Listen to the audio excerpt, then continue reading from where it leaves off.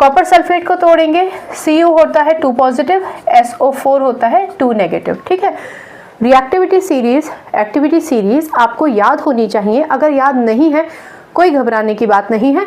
Reactants को उनके ionic form में तोड़ दीजिए, क्योंकि ये दोनों रिएक्टेंट्स हैं, तो ये बात तो अंडरस्टूड है कि इनके जो आयनिक फॉर्म्स टूटे हैं वो दोबारा से अपने अपने पुराने आयनिक कंपेनियन के साथ तो नहीं मिलेंगे। इसका मतलब ये H positive ion SO4 2 negative के साथ ही पार्टनरशिप करेगा। ठीक है ना। अगर 1% आप भूल भी जाएं कि हाइड्रोजन कॉपर से रिएक्टिविटी सीरीज में ऊपर था, कॉपर को डिस्प्लेस करेगा, अगर ये भूल भी जाएं तभी भी आप बस इतना याद रखिए कि अपने पार्टनर के साथ पार्टनरशिप अब उसको नहीं करनी। ये बिजनेस डील टूट चुकी है। ये H पॉजिटिव SO4 2 नेगेटिव के साथ कंबाइन करेगा। कैसे करेगा? आयनिक फॉर्म नीचे लिख लीजिए, H पॉजिटिव और ये क्या होता है SO4 2 नेगेटिव। प्रोडक्ट बनाने के लिए आयनिक फॉर्म में लिख लीजिए। इक्वल अपोजिट वैलेंसीज होती तो क्रिस क्रॉस करने की ज़रूरत नहीं पड़ती, पर इक्वल अपोजिट वैलेंसीज नहीं है इसलिए वैलेंसी लिखते हैं। यहाँ पर सिर्फ प्लस लिखा है, इसका मतलब इसकी वैलेंसी 1। यहाँ पर 2 नेगेटिव लिखा है, इसका मतलब इस पूरे ग्रुप की वैलेंसी है 2।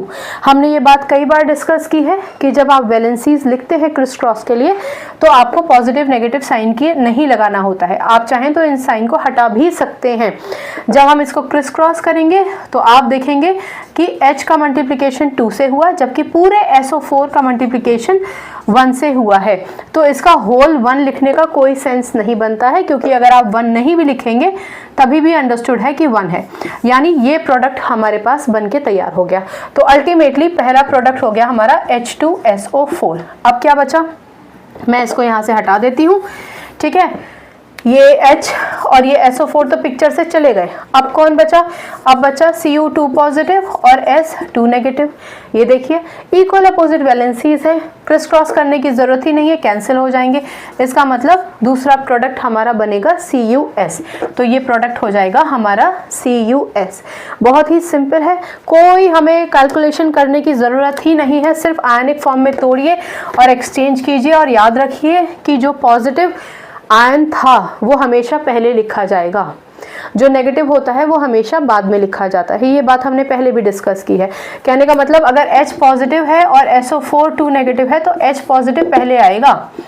क्रिस क्रॉस करेंगे ना जब आप इसको, तो H2SO4 बनेगा, ना कि SO4H2। ये तो हम पहले भी डिस्कस कर चुके हैं कि जो पॉजिटिव होता है, जैसे Cu2 पॉजिटिव S2 नेगेटिव, तो CuS बनेगा, ना कि SCu बनेगा। ठीक है ना, इस बात को आप हमेशा याद रखें।